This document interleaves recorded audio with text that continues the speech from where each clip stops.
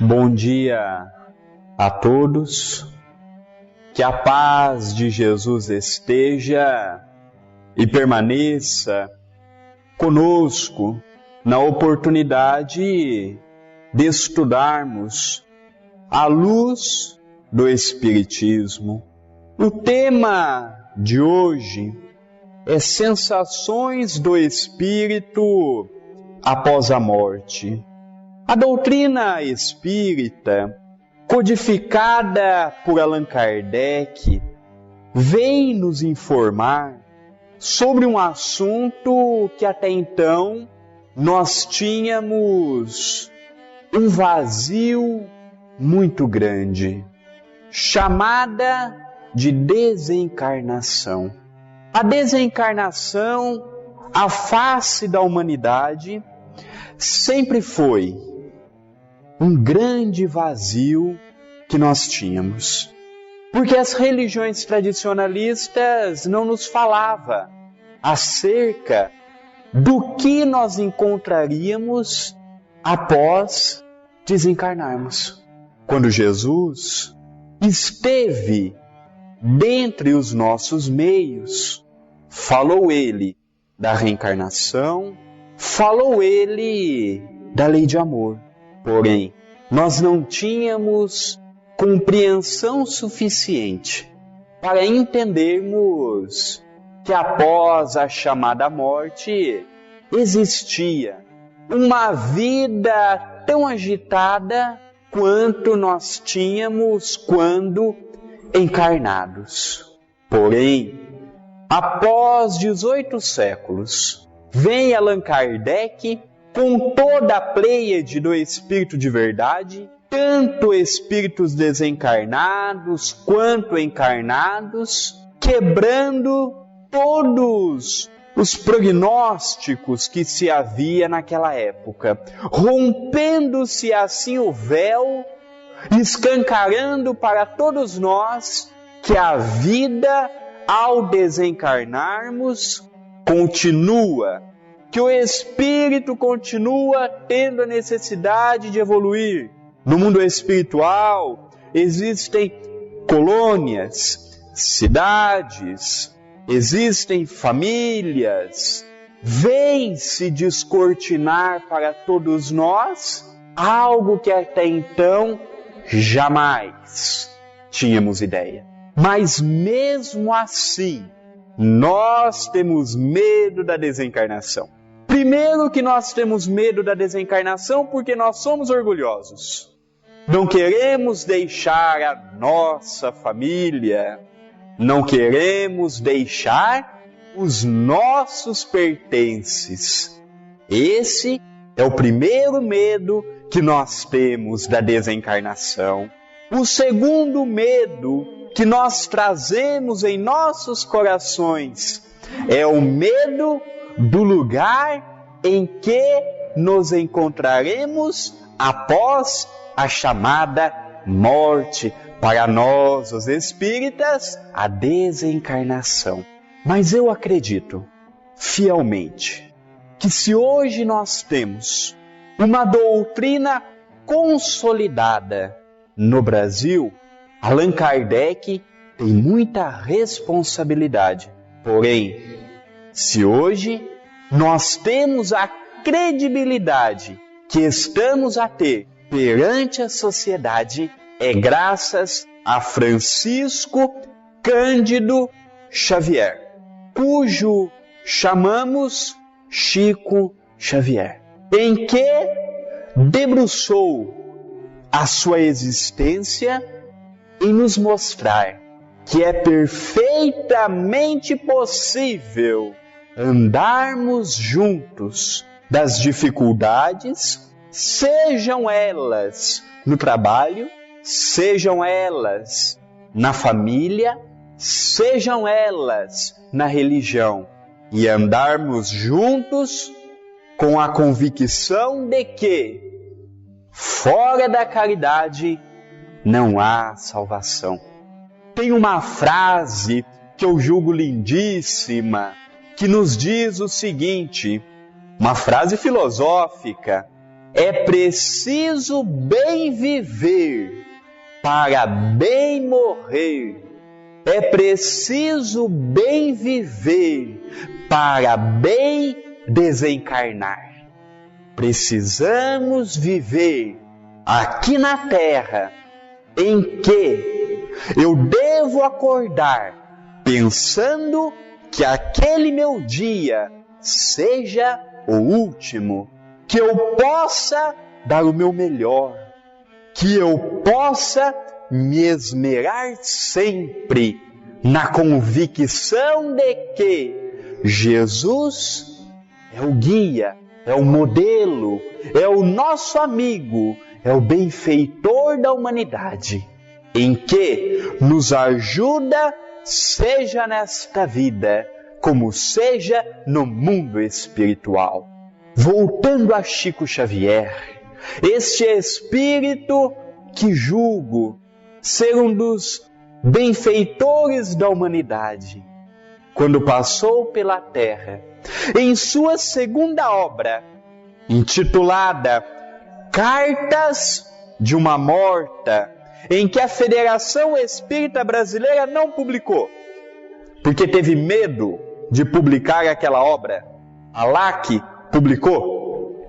E naquela obra, em que o Espírito é a sua mãe, Maria João de Deus, começa ali o trabalho de Chico Xavier de completar a obra de Hippolyte Léon Denis Rivaio, o nosso Allan Kardec. Aquele livro ele é precedente das obras de André Luiz. Ele é o precursor da vida no mundo espiritual. É um livro lindíssimo em que sua mãe tem a oportunidade de visitar os planetas que estão ao redor do planeta Terra. Um pouco mais adiante, nós vamos ver a série de André Luiz, a figura de Carlos Chagas, algo muito interessante. Quando nós lemos o primeiro livro de André Luiz, intitulado Nosso Lar, vejo eu, nós podemos ver juntos que a vida no mundo espiritual nada mais é do que uma continuação do que a que nós temos. Nós nos assombramos às vezes ao ler Nosso Lar, porque ao lermos o livro Nosso Lar, nós vemos que a vida no mundo espiritual é uma continuação natural da vida aqui. No mundo espiritual nós temos as mesmas necessidades que nós temos enquanto estamos encarnados. No mundo espiritual existem famílias, como nós temos aqui. No mundo espiritual existem cidades constituídas por uma população. E quem que é a população dessa cidade? Nós, os espíritas, os católicos, nós, a população em geral. E é interessante, ao lermos o livro Nosso Lar, em que momento algum nós lemos que a cidade de Nosso Lar é uma cidade espírita. Não, mas nós vamos encontrar que a cidade de Nosso Lar é uma cidade cristã, que vive sobre os preceitos, sobre os evangelhos, sobre o exemplo de nosso Senhor Jesus Cristo. E nós separamos aqui algumas observações que julgamos interessantes para amanhã. No livro Obreiros da Vida Eterna, em que a nossa palestra é constituída, nós iremos ver que este livro Obreiros da Vida Eterna é um livro fantástico. É um livro formidável da Lavra Mediúnica de Chico Xavier pelo espírito de André Luiz. No livro Obreiros da Vida Eterna, nós iremos encontrar 5 narrativas de 5 espíritos que desencarnaram. Aqui eu peguei um trecho muito interessante, contando-nos um pouco mais a fundo de como que se dá o processo da desencarnação. Nem todas as desencarnações de pessoas dignas contam com o amparo de grupos socorristas. Vamos repetir, pela importância do assunto. Nem todas as desencarnações, nem todas as mortes que existem no planeta de pessoas dignas contam com o amparo de grupos socorristas. Iremos entender isso um pouco a mais quando estudamos a progressão dos mundos. Nós vivemos num mundo de provas e expiações, em que a reencarnação se dá de duas formas. Existem as pessoas que reencarnam de uma forma compulsória. Então a pessoa é ligada àquela família através da lei da afinidade, a pessoa é ligada àquela família pela necessidade, sem um planejamento mais minucioso. O segundo tipo de encarnação, ela se consiste da encarnação programada, em que o espírito já tem a oportunidade, por ter uma bagagem mínima que seja, de sentar e programar uma existência, uma nova oportunidade.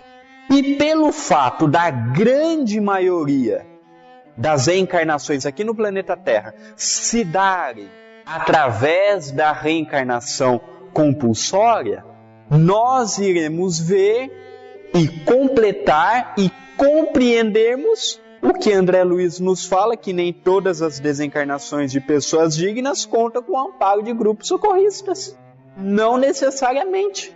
Como nem todas as desencarnações, após a pessoa desencarnar, é socorrida numa cidade espiritual. Voltamos novamente ao livro de nosso lar, André Luiz, em que Chico Xavier revelou a alguns amigos. André Luiz foi a reencarnação do sanitarista, do médico, do cientista, doutor Carlos Chagas. Vamos estudar a sua vida. No livro Nosso Lar, ele não é um livro tão somente de revelação. Ele é um livro também de autobiografia de um espírito desencarnado. E nesse livro nós iremos encontrar nos seus primeiros capítulos detalhes em que André Luiz nos fala com propriedade que durante 8 anos ele viveu na zona de sofrimento, nas zonas umbralinas. Ora, um doutor, cientista, médico, descobriu a cura que levou o seu nome, ficou sofrendo durante 8 anos. Essa pessoa não era digna? Era, mas aqui nós vamos compreender o que André Luiz quer dizer. Porém, André Luiz arremata dizendo: todos os fenômenos contam com o amparo da caridade. O amparo da caridade não significa o socorro da espiritualidade amiga. Relembremos do caso de André Luiz. Foi ele ter o amparo depois de 8 anos, quando ele não aguentava mais o sofrimento. E lembra ele que certa feita, numa missa, o padre ensinara ele a orar. E ao elevar o seu pensamento e rezar, recebe ele a visita de Clarencio e mais alguns companheiros, em que vem a socorrê-lo. Enquanto ele não pediu ajuda, a espiritualidade toda estava do seu lado. Tanto é que ele afirma com muita ênfase, Clarencio, que a mãe de André Luiz pediu a ele que socorresse o seu filho. Então, durante algum tempo, Clarencio e sua equipe já estavam ao lado de André Luiz. Mas enquanto ele não pediu ajuda, ele não recebeu. Aí vamos compreender o que está no Evangelho segundo o Espiritismo, trazido por Allan Kardec, quando Allan Kardec faz relembrar uma passagem lindíssima de nosso Senhor Jesus Cristo. Pedi e obtereis. Batei e abri-ser-vos-á. Por isso, o primeiro passo é sempre nosso. E ele continua nos dizendo, da caridade afeta as organizações de assistência indiscriminada. No entanto, a missão que eu quero chamar a atenção de vocês, a missão especialista não pode ser concedida a quem não se distinguiu no esforço perseverante do bem. E tem muitos espíritas que pensam assim, então eu vou no centro espírita, eu falo, eu dou passe, eu dou água, eu faço sopa, eu visito o asilo, eu já estou garantido. Não. Quando ele fala aqui no esforço perseverante do bem, é no esforço que fazemos para remover de nossos corações as nossas imperfeições e introduzirmos em nossa vida o homem novo. Do contrário, só virmos no centro espírita não ajuda ninguém quando desencarnarmos. Diga-se de passagem, é preferível que cheguemos do outro lado e falemos que não somos espíritas do que chegarmos no mundo espiritual achando que já seremos socorridos, tão somente por virmos no centro espírita. Tão somente por virmos no centro espírita. Aqui eu falei 3 obras de Chico Xavier: Cartas de uma Morta, Nosso Lar e Obreiros da Vida Eterna. Cada um eu citei, não chegou a um capítulo. Sendo que este homem extraordinário recebeu mais de 500 obras. Mas só que eu fico estudando a vida deste homem. E quanto mais eu estudo, mais convicto estou de que esta alma bondosa que passou pela terra, a sua maior obra que ele nos legou, foi a obra das suas atitudes, do homem Chico Xavier que ele foi, do cristão que Chico Xavier foi. Às vezes eu fico vendo a vida de Chico Xavier, em que reunia em Uberaba milhares e milhares em Pedro Leopoldo, posteriormente em Uberaba. Ele tratava todo mundo com muito respeito. E hoje eu fico vendo no Espiritismo muitos oradores em que a vaidade fala mais alto do que o trabalho, em que o orgulho fala mais alto do que o trabalho, em que a prepotência fala mais alto do que o trabalho. E eu fico imaginando como que nós podemos introduzir a compreensão do que vem a ser a desencarnação, se eu muitas vezes pergunto a mim mesmo, será que o Espiritismo fala após a morte é verdade? Nós ainda, em relação à desencarnação, nós nos comportamos como o Tomé, que duvidou do maior homem que passou sobre a terra, nosso Senhor Jesus Cristo. E que foi tão grande a sua audácia, foi do tamanho da vergonha que ele passou, quando Jesus materializa e fala, levanta-te, Tomé, e venha tocar em minhas chagas. Não é o que você queria? Não duvidou de mim? Venha até mim, toque, comprove que o que aqui você está vendo é verdade. Será que nós vamos ter que duvidar e chegarmos no mundo espiritual e vermos que o que nós ouvíamos era verdade? Agora, será que nós nos encontramos no esforço perseverante do bem para sermos socorridos? E aqui eu quero chamar outra vez a atenção de vocês. Aqui nós não vemos em nenhum esforço que só os espíritas que se esforçarem serão socorridos, não. Todo mundo que se esforçar no caminho do bem, todos. O passaporte é o esforço. Tanto é que Jesus disse, eu sou o caminho, Ele é a estrada, eu sou a verdade, eu sou a vida. Em momento algum ele falou assim: eu sou espírita, a minha vida é sobre a conduta espírita e o meu caminho é no espiritismo. Não, Jesus nunca afirmou, mas Jesus afirmara que se seguíssemos o seu exemplo, ele seria o nosso passaporte até a Deus nosso Pai. Tanto é assim que a mãe de João chega ao mestre e fala: mestre, eu poderia lhe pedir uma coisa? Perfeitamente, meu irmão, o que você queria? Eu gostaria muito que o meu filho um sentasse à esquerda e outro à direita de nosso pai. Ah, minha irmã, perfeitamente. Mas só que tem uma condição. Necessita com que ele, ou com que eles, bebam do cálice que hei de beber, que não vacilem. E a segunda imposição é que quem escolhe, quem senta ao lado de Deus, não sou eu, é a Ele mesmo que compete eleger quem senta do seu.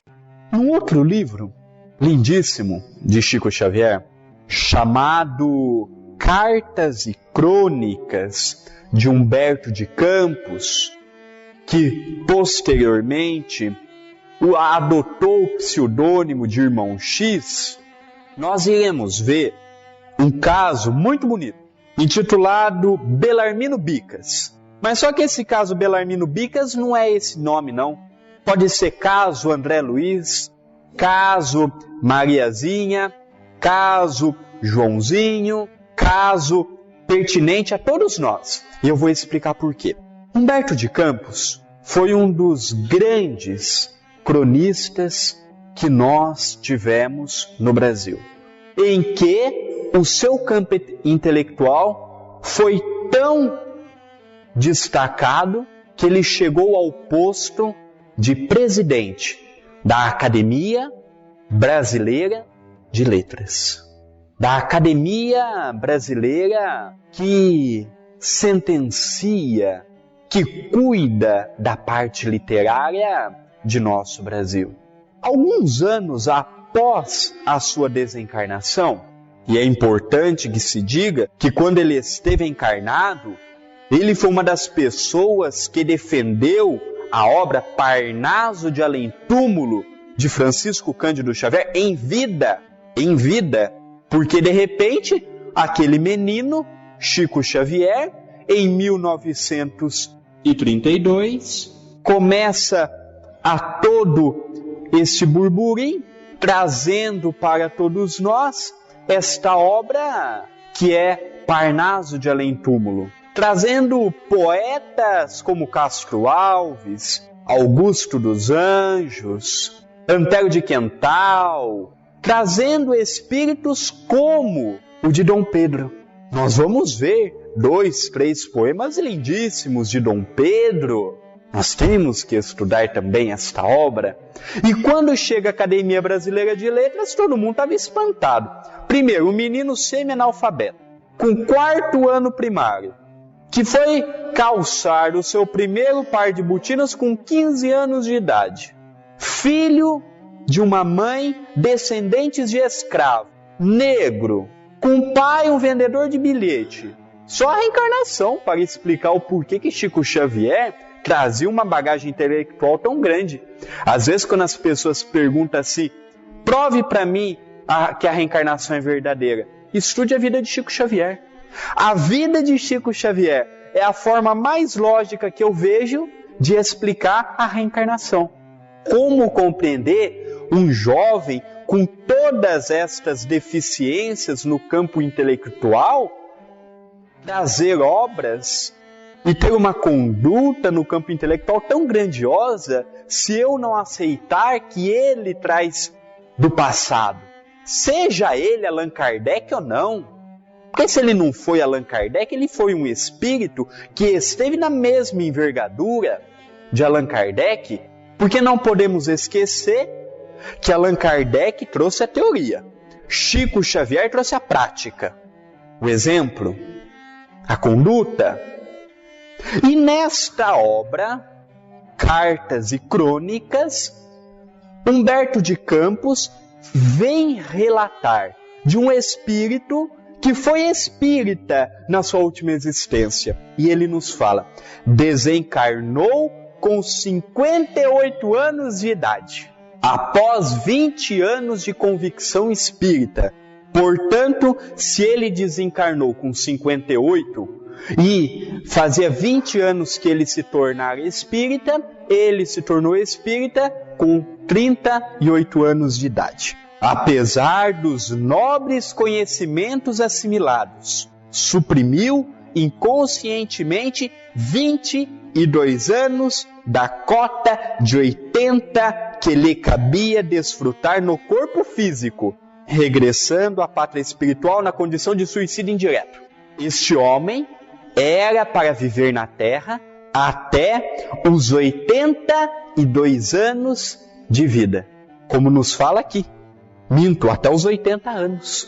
Mas só que ele, pela sua conduta, ele perdeu 22 anos de vida aqui na Terra e chegou no mundo espiritual como suicida indireto. Agora a gente vai entender o porquê. Número de cóleras e mágoas desnecessárias, com a especificação das causas respectivas de 1936 a 1956, os 20 anos em que ele se tornara espírita. Nesses 20 anos que ele se tornara espírita, ele somou, ele fez questão de colocar na ponta do papel 16.386 dissabores, dispensáveis em 7.300 dias de existência. Foi aquela briga com um familiar desnecessário, foi um aborrecimento que não tinha necessidade de se tornar tão grande. E às vezes a gente fica nervoso, às vezes a gente fica descontente, e esses descontentamentos que vamos gerando em nosso dia a dia, às vezes a gente fala assim, uma bobagem. Não é uma bobagem, não. Vai somando uma bobagem hoje, uma bobagem ontem e uma bobagem amanhã. Nessas pequenas bobagens que ele foi somando, ele perdeu exatamente 22 anos da cota que lhe cabia permanecer na Terra. Ele era para viver até os 80 anos, mas viveu até os 58 e chegou no mundo espiritual na condição de um suicídio indireto. E o que mais chama a atenção é que esse caso aqui não é Belarmino Bicas, não, é o nosso nome. Porque não é só o Belarmino Bicas que cometeu esse erro, nós cometemos todos os dias. Que ele arremata dizendo: conte o meu caso para quem esteja ainda carregando a bobagem do azedume. Fale do perigo das zangas sistemáticas, insista na necessidade da tolerância, da paciência, da serenidade, do perdão. Rogue aos nossos companheiros para que não percam a riqueza das horas com futilidade e dissabores. Explique ao pessoal na Terra que mau humor também mata. Olha que interessante e olha que profundo. Até ontem nós não estudávamos e não tínhamos uma compreensão que hoje o Espiritismo está nos passando. Vejamos bem, resumindo a história. Era para viver até os 80 anos. Desencarnou com 58 anos. Esses 22 anos perdeu porque teve uma briga que ele julgou desnecessária ali, uma briga outra ali, um dissabor aqui, coisas fúteis, mas que, ao somadas, uma a uma, fizera com que ele voltasse ao mundo espiritual, além de voltar mais cedo, na condição de suicídio indireto. Além de voltar mais cedo, voltou com o rótulo de suicida indireto. O mesmo rótulo que voltou André Luiz, narrado em Nosso Lar. Diferente, por exemplo, de Chico Xavier, que recebeu moratórias aqui. Não sei nem quantas moratórias Chico Xavier recebeu. Foi recebendo. Foi tendo a oportunidade de ficar mais um tempo, mais 1 ano, mais 2 anos, mais 3 anos, até que o corpo físico todo encarquilhado não aguenta mais. Eu acho interessante a visão que o Dr. Inácio Ferreira passa para o nosso querido Carlos Bacelli. Numa de suas mensagens, Inácio Ferreira fala o seguinte, que se Jesus não tivesse sido crucificado, Jesus estaria reencarnado até hoje. Chico Xavier também. Por que esses espíritos que vêm para ajudar a humanidade, para eles estarem aqui, estarem no mundo espiritual, tanto faz. Eles querem ajudar a humanidade. Seja aqui, seja em outro país, seja encarnado, seja desencarnado, seja onde for. Um dia nós também chegaremos a esta condição.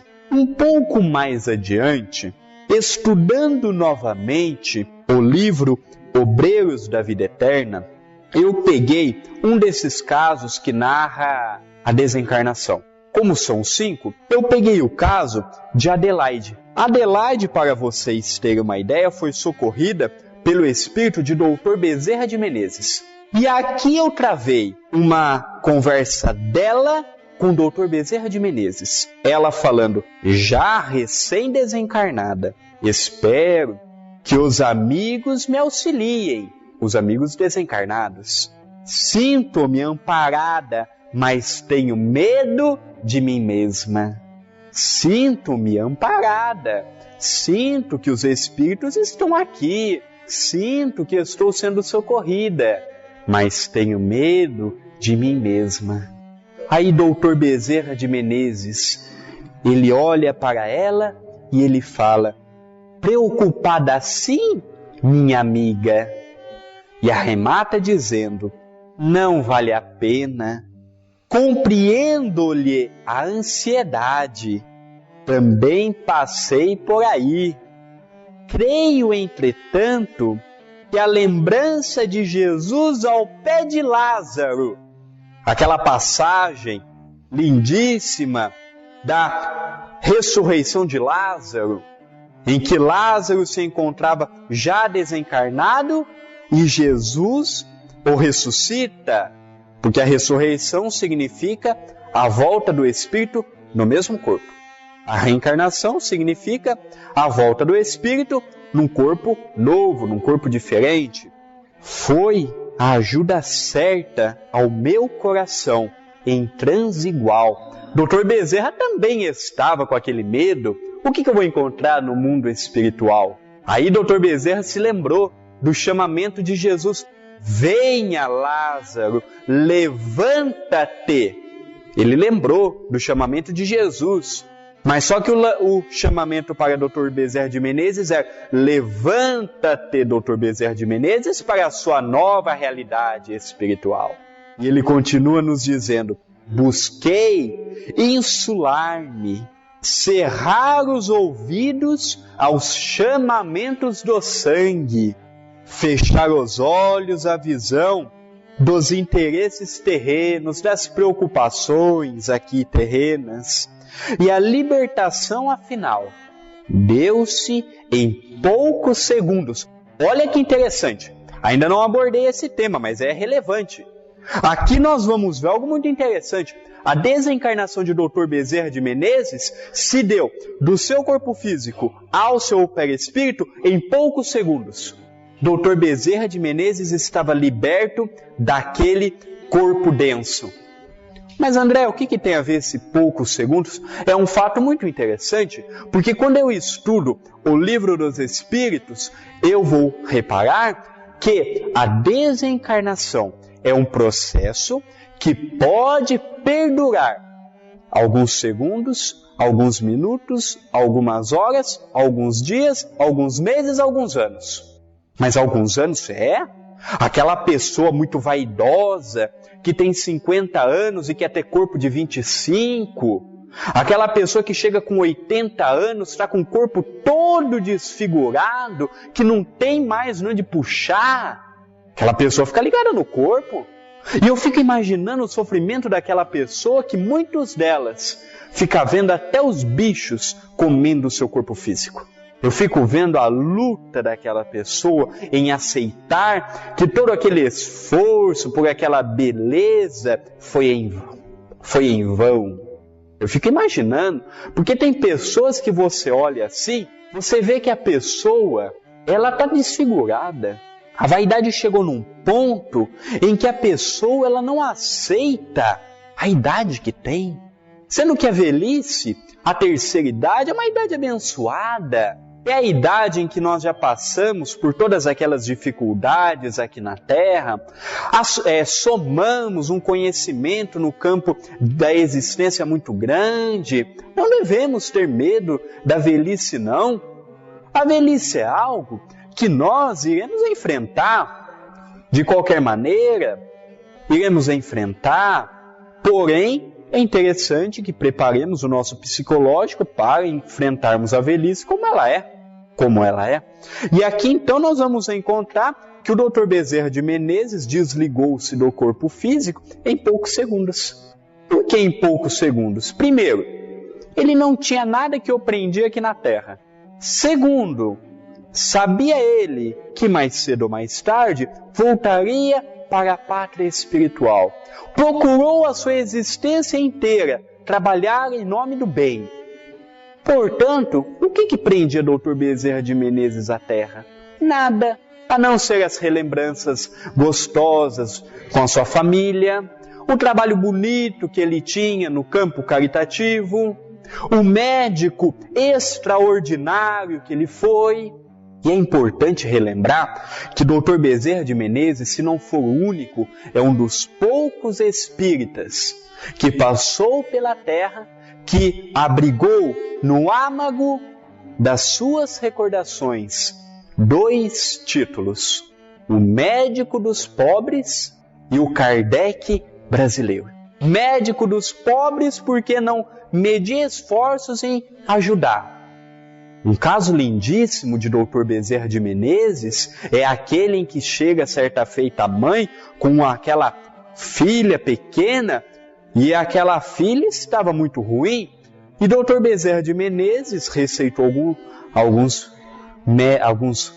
deu uma receita para ela de alguns remédios, e aquela mãe falou para ele: mas Dr. Bezerra, eu não tenho como pagar por esses remédios. O Dr. Bezerra colocou as mãos, não tinha um dinheiro. O que ele fez? Ele pegou o seu anel de formatura e deu àquela mãe. Queremos um modo mais bonito de desapego?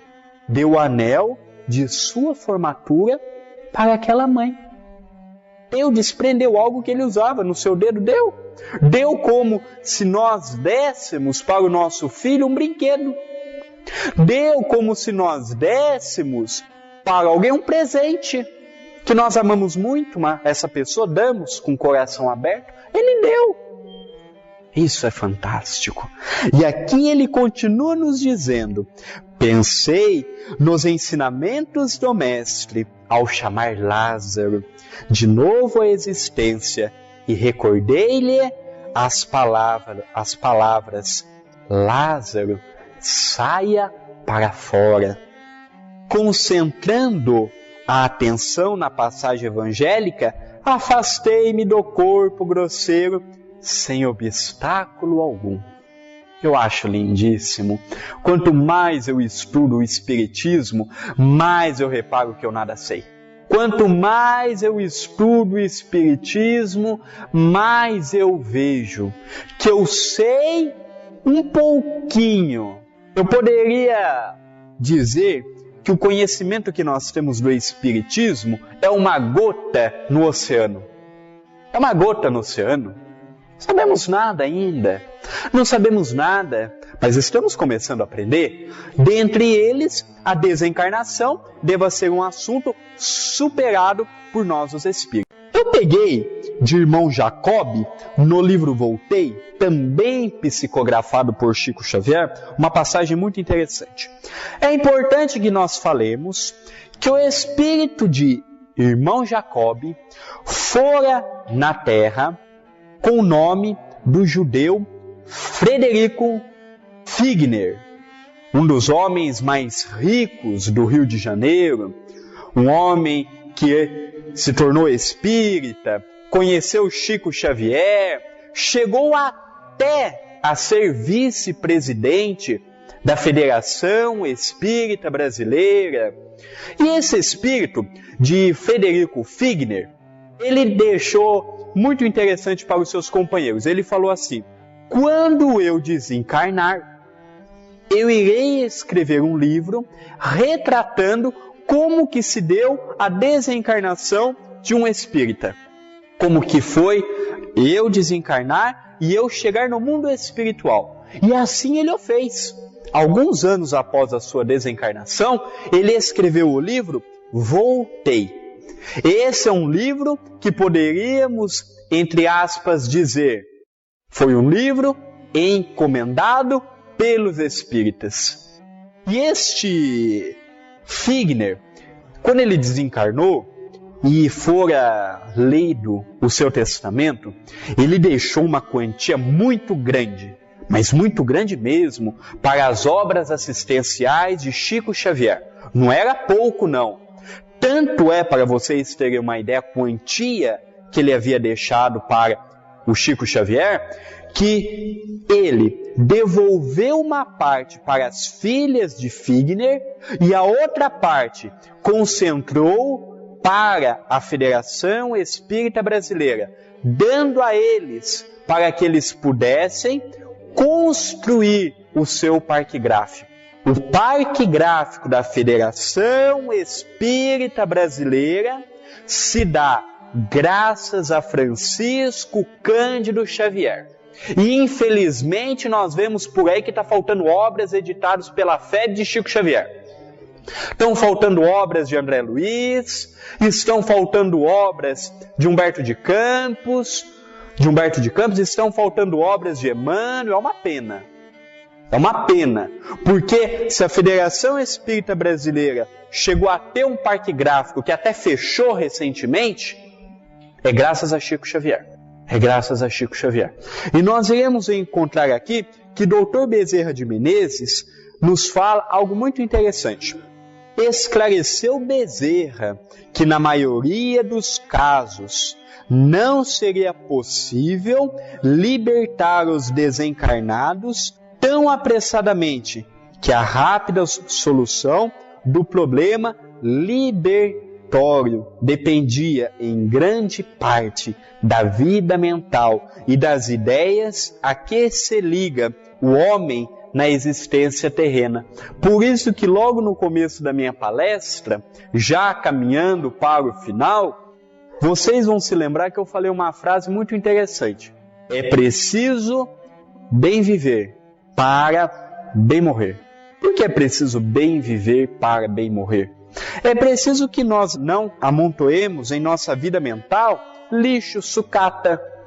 Quais lixos e sucatas? Bobagens que carregamos no nosso dia a dia, de sabores inúteis, coisas que nos prendem à terra, coisas que nos prendem à vida carnal. Quanto mais nós estivermos libertos da vida aqui na terra, melhor é no nosso transe da desencarnação.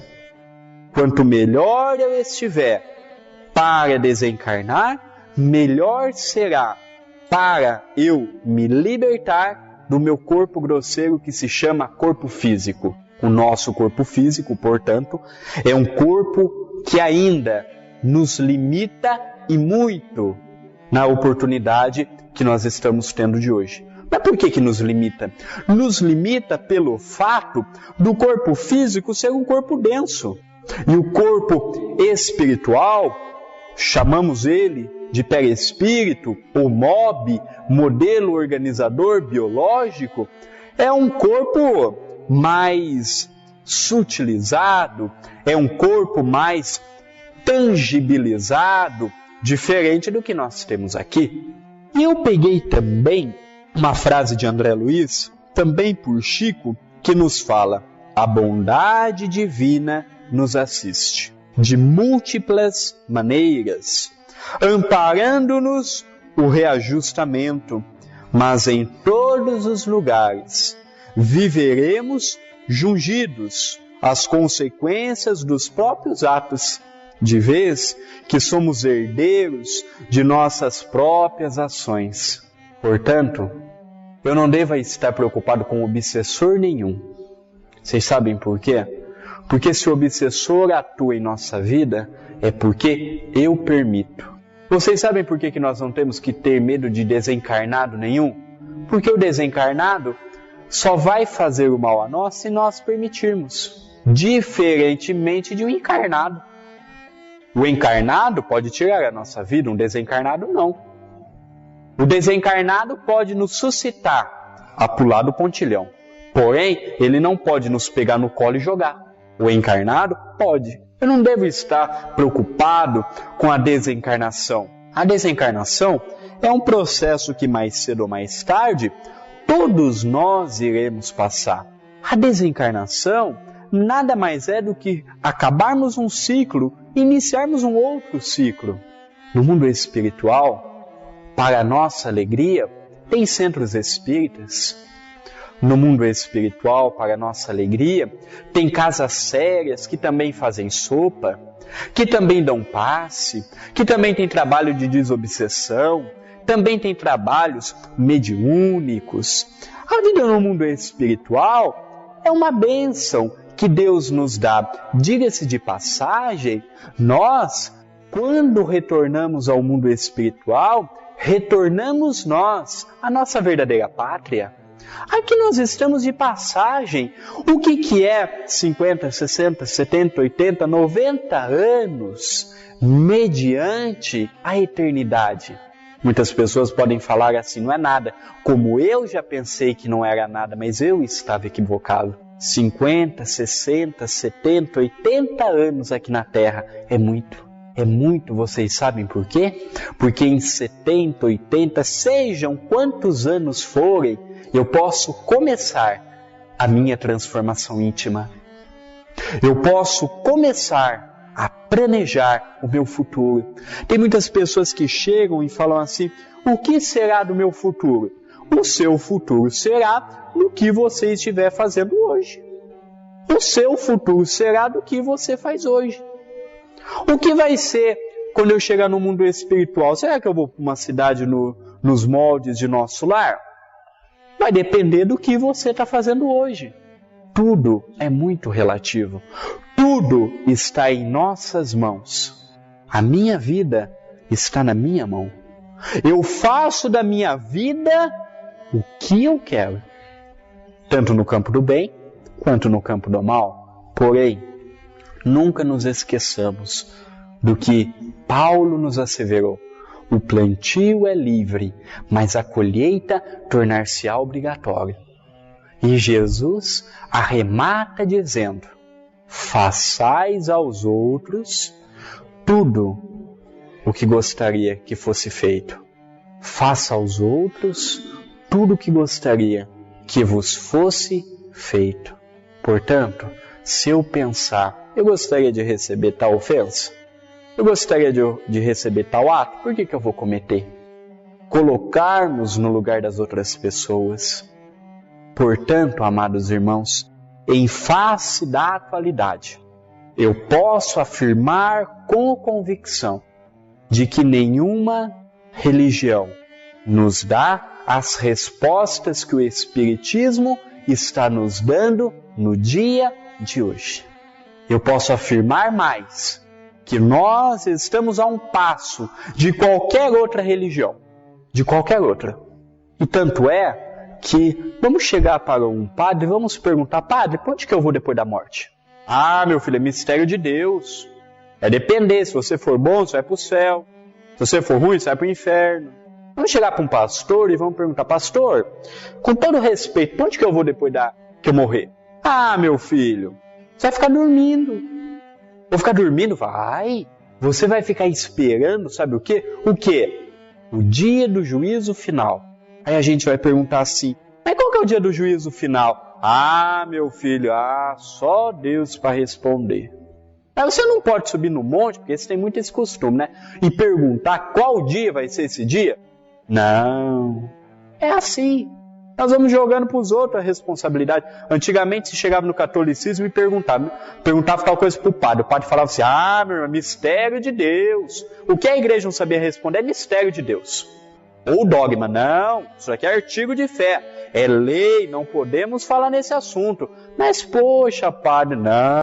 Qual religião que fala do lugar que nós viemos? Qual religião que fala para o lugar que nós iremos após a morte? Qual religião que explica o porquê que nós sofremos? Qual religião que explica o porquê que nós temos familiares difíceis? Olha, se nós formos ver, a grande maioria das religiões tradicionalistas nos fala que a vida aqui na Terra é única. Já vem o Espiritismo e nos fala da reencarnação, a bênção da reencarnação. Que o meu sofrimento no dia de hoje nada mais é do que a colheita do meu passado. Nada mais é do que a colheita do meu passado. Quando eu ouço essa resposta, eu vejo o quanto que Deus é bom, o tanto que Deus é justo, o tanto que Deus é misericordioso, o tanto que Deus caprichou em nossa existência, o quanto que Deus foi generoso para conosco. Portanto, amados irmãos, eu baseei a minha palestra toda em 3 pessoas: Jesus, Allan Kardec e Chico Xavier. Chico Xavier, através dessas obras, cumprimentou naturalmente o que Kardec nos deixou. Por isso, eu quero que vocês sempre lembram desta frase: é preciso bem viver para bem morrer. Portanto, não fiquemos mais com aquele assombro da desencarnação. Mas eu vou deixar aqui meu familiar que eu tanto amo. Eu vou deixar meus pertences. Nada que é nosso. A minha esposa não é minha. Hoje ela é minha mãe, ela vai se tornar minha irmã. O meu filho, a minha filha, nada mais é do que um presente que Deus nos deu. A minha casa é um usufruto. O meu carro é um usufruto. O meu corpo físico é um usufruto. Se vocês pararem para analisar, nós não temos nada mais do que conhecimento, que é nosso, amizade, inimigos. Essas coisas são nossas, que segundo Paulo, o ladrão não rouba, a traça não consome e a ferrugem não corrói, porque é meu. Agora, o restante não é nosso. Tem até gente que brinca que se pudesse, queria um caixão com gaveta, para botar talão de cheque, para botar cartão, para botar uma quantia em espécie, mas nós não levamos nada daqui. Nada, nada, nada, nada mesmo. Portanto, amados irmãos, saibamos sempre de que o Espírito, as sensações que nós iremos encontrar após a morte, é uma sensação natural. Estudemos o Espiritismo com afinco, que nós iremos começar a compreender o tanto que Deus foi generoso para conosco. Que nosso amado Mestre Jesus, o nosso amigo, possa nos amparar, possa nos proteger, para que possamos sempre estudar, aprender e colocar em prática, hoje e todo sempre.